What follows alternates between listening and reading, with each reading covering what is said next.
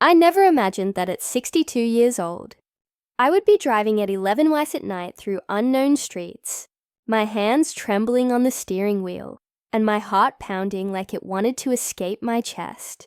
It all started about 3 hours ago when I passed the corporate high-rise, where Elijah Vance had worked for 25 years. The lights were off, the parking garage was empty, and a notice on the front door announced that the offices were closed for renovations, starting at 6 p.m. that evening. My first reaction was that I had the wrong building. But no, there was the company's sleek logo, mocking me from the dark facade. I dialed his number with fingers that had begun to shake.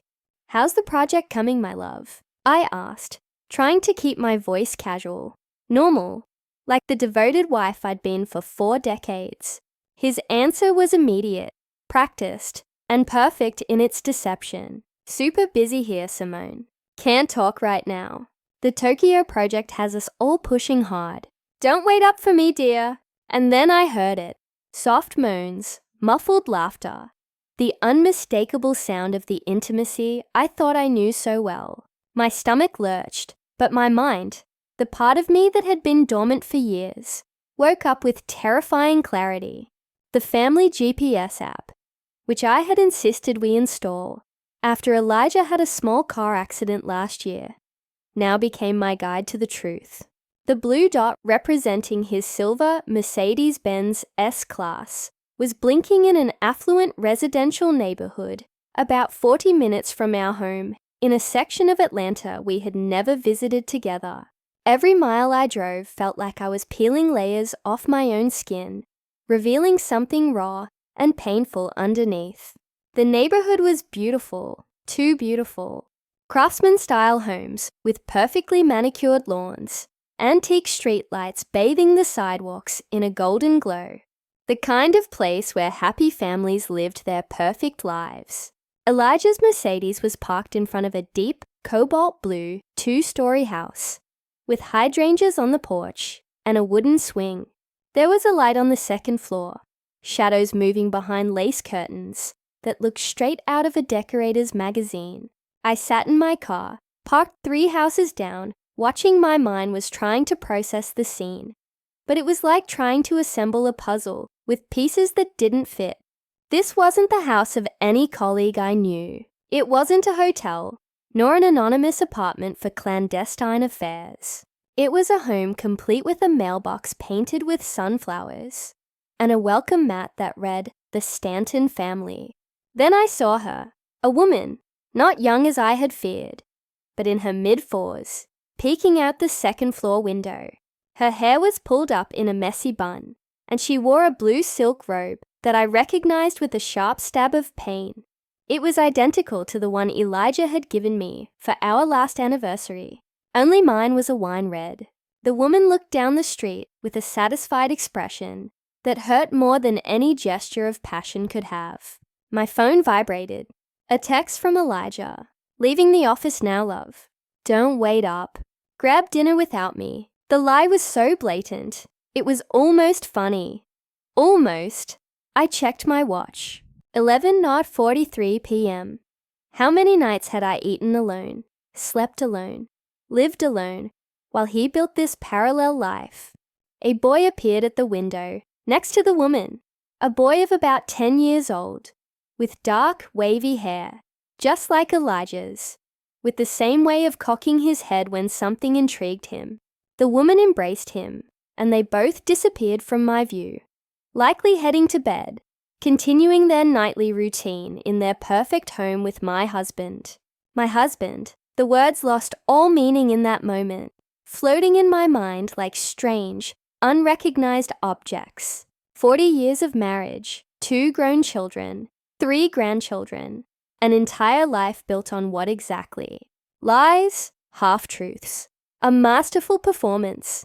Physical pain arrived then, so real I thought I was having a heart attack. I woke up in my car at 5:47 in the morning with a stiff neck and swollen eyes.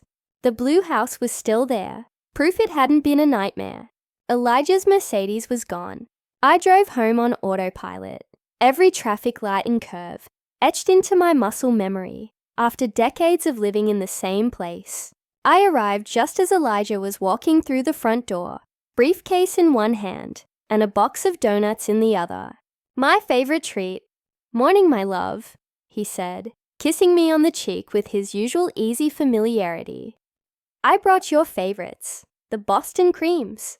I know I shouldn't have worked all night, but you know how these international projects are." His performance was impeccable. If I hadn't seen what I saw, if I didn't know what I knew, I would have believed every word. I wondered how many years he'd been perfecting this theater. How many mornings he'd walked through that door with lies wrapped in bakery paper. "How thoughtful," I replied, surprised by how normal my voice sounded. "Why don't you shower while I make the coffee?" He nodded, humming that tune he always whistled when he was in a good mood, the same melody I'd listened to for 4 decades, not knowing it meant he had spent the night with another family. While the shower water ran, I checked his briefcase. I had perfected the art of the discreet wife, or so I thought. I found the usual work documents that looked genuine. A tablet, company pens. But there was something new too. A second phone, one I'd never seen, hidden in a compartment I didn't know existed. The screen showed several missed calls from home, and a text. "Daddy, don't forget my soccer game Saturday. Mommy says you promised to come. Love you, Jalin." Another woman called Mommy by another son of Elijah's. The frame suddenly widened, and I started seeing the full picture. The frequent business trips, always 3 or 4 days. The weekends he had to work. The calls he'd answer in the yard, far from my ears. The credit card purchases that never made it home. I had been so stupid, so trusting, so blind. But no, I corrected myself. I hadn't been stupid. I had been a wife who trusted her husband. I had chosen to believe. I had chosen not to see because the alternative was unthinkable. I remembered specific moments now with painful clarity, like that time 15 years ago when I found a jeweler's receipt in his pocket. "It's for my boss's secretary's birthday," he'd said. "You know how he is. He always sends me to do his personal shopping." And I had believed him. Or 10 years ago, when our daughter Amara told me she'd seen Dad at the upscale shopping mall with a woman and a young child. "Must be a colleague's sister," I'd replied, dismissing it. Dad's always helping people. Amara was 15 years old then. The boy in the window last night would be about 10 years old. The math was cruel in its precision. I heard Elijah turn off the shower. I put everything back in place. Every object exactly as I had found it. I had learned a lot about deception in the last few hours. When he emerged from the bathroom, hair damp and smelling of the cologne, I faithfully bought him every Christmas.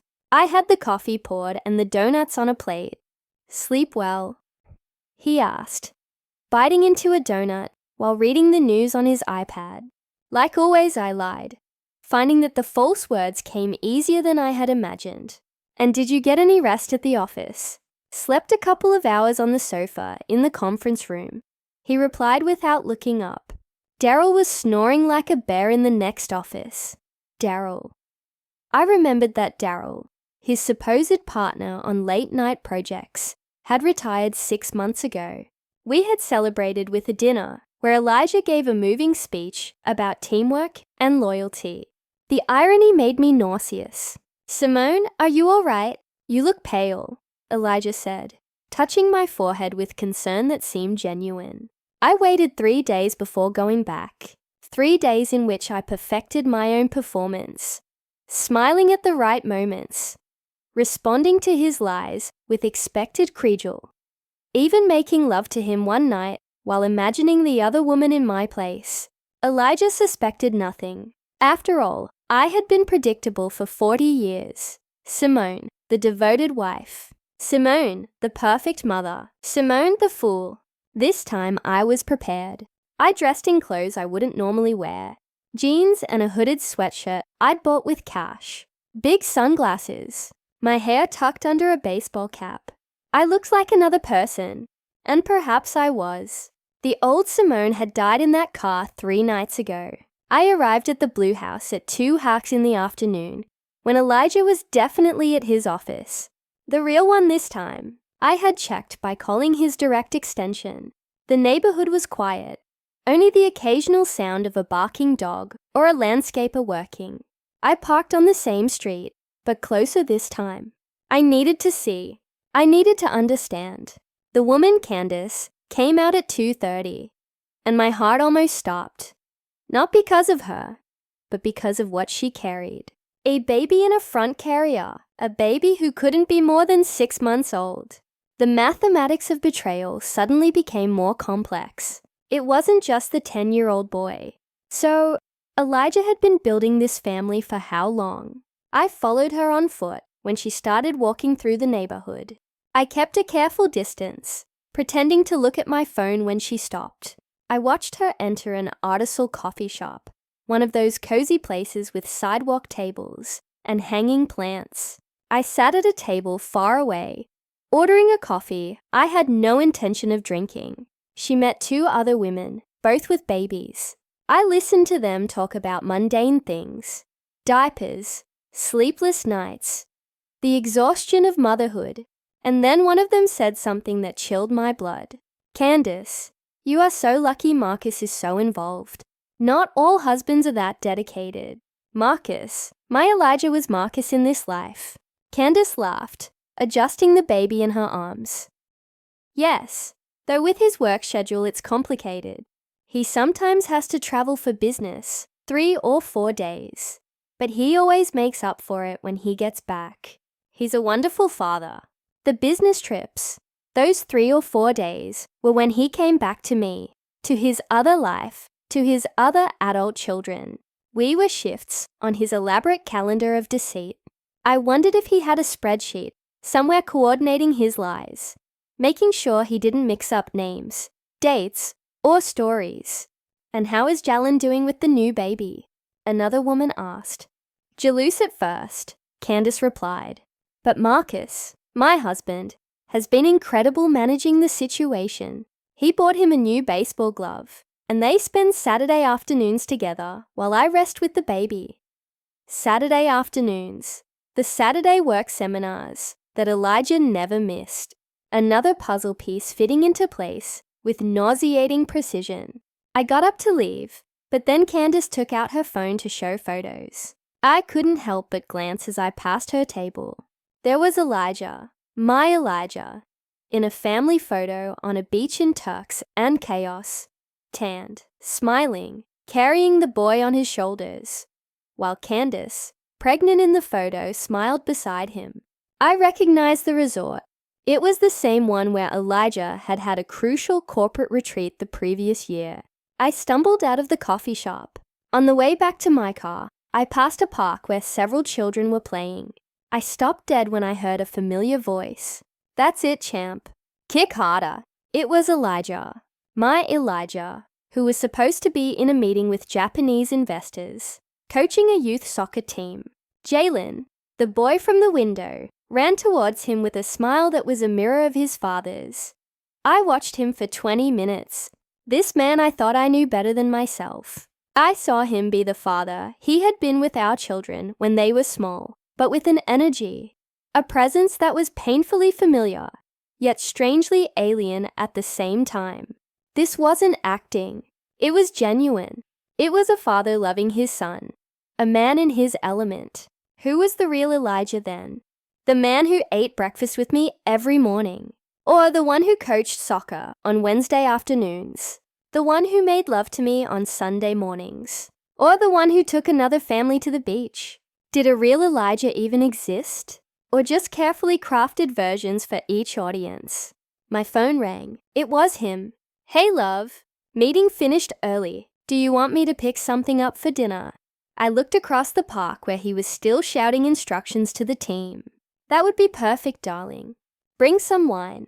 That Napa Valley Cabernet we like. I know the one. I love you, Simone."